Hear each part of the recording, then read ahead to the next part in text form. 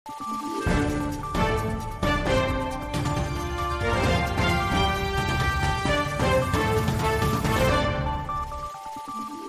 araw, Pilipinas! Ito ang Valiente News hatid sa inyo ng Office of the Vice President.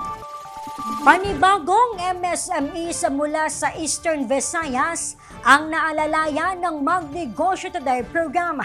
Samantala, malawakang relief distribution isasagawa ng OVP. Si Maribeth Adlawan sa report.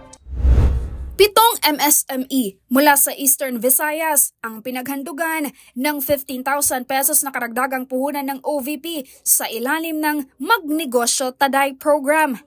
Ang ceremonial turnover of livelihood assistance ay isinagawa sa OVP Eastern Visayas Satellite Office sa Tacloban City.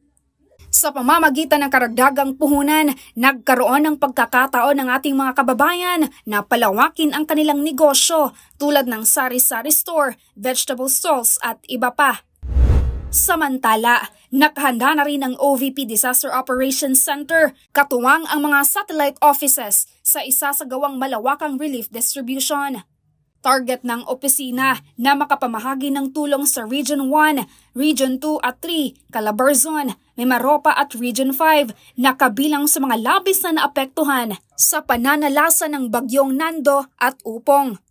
Kabilang sa mga ipamamahagi ng OVP ang food bags at relief packs upang matugunan kahit papaano ang pangunahing pangangailangan ng mga apektadong Pilipino.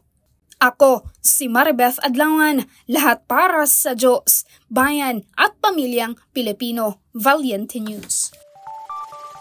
Vice President Inday Sara Duterte nakisaya sa Talakudong Festival sa Tacurong City, Sultan Kudarat.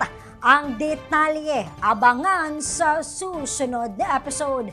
Ako si Claudette Loreto para sa makabuluhan, naninindigan at matapang na mga ulat at impormasyon. Maraming salamat!